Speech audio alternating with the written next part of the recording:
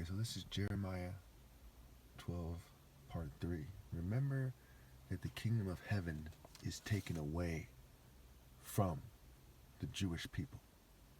And Jeremiah makes it clear that part of the reason why is the lying pen of the scribes.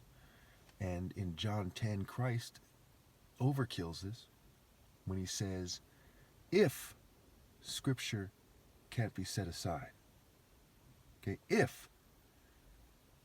And in the beginning was the Word, and the Word was with God. So part of why the kingdom of heaven is taken away from the Jews has to do with their book, right? The right to choose a book is also taken away from the Jews. Okay, for example, the Arabs and the Muslims around them, and their Muslim, and their other Muslim allies, right? The Arab Muslims, they chose the Quran at some point. That was the book that they chose for their people, regardless of where it comes from and where it doesn't come from. That's what they chose. For example, when we talk about Arabs, right, the Muslims, they chose the Quran, regardless of whether it comes from God or not. Okay, Quran.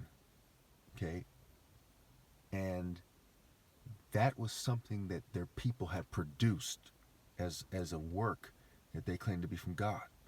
And so it is with the Torah and the Bible. And the Torah is Harat, scrambled. And the Talmud is Talmud, and Talmud, scrambled, without the B, right? The B is silent anyway. And W-M-B and Bum, D are connected, right? Dumb is Bum, D, scrambled.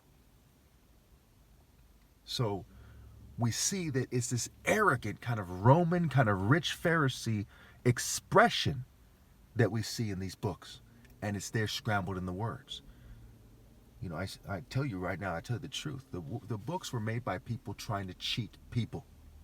Their core deity was Set, who is a deity of rape and confusion. And all throughout the Bible, they're complaining about them twisting scripture, in the form of, paying God lip service, in the form of, mere sacrifices instead of doing God's work, what have you, and trampling on the widow, taking advantage of women, right? Taking advantage of the widow specifically. Very low to take advantage of the widow. We see it with King David too, where he sends out this Hittite guy to die so that he can have Bathsheba. He sent that person out to die so he could take advantage of that female, take advantage of the widow. And he's just a dramatic expression of what the prophets are complaining about in the Old Testament. So we know, because we have to make righteousness and justice the measuring line and plumb line. That verse is more sacred than the whole Bible put together.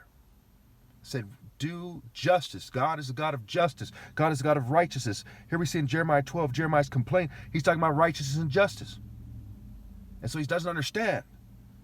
And this is a prophet whose words are said to come into a book who doesn't understand. It's like Isaiah. He's saying he's not worthy. Jeremiah's saying he's not worthy. And they don't understand. David facing God says he's not worthy, because their book is for somebody who knew that they weren't worthy. That's there in the book.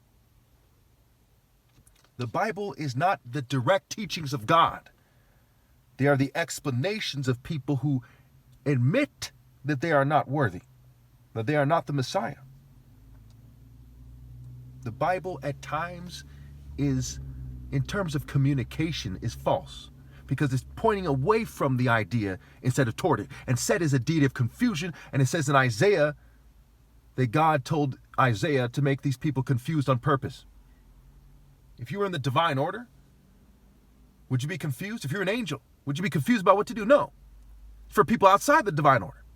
So the Bible is a book for people outside of the divine order that they're confusing on purpose. And if you don't believe that Isaiah is saying that, and that applies to the Bible, why is it confusing? You think these people in church are like, oh yes, the Spirit. They're in a very homosexual, white supremacist spirit.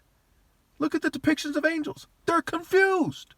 And the guys who are like Protestants, they're in the same exact spirit, and they're disagreeing about various, relatively minor issues. And they argue that it's only the Catholics that are confused.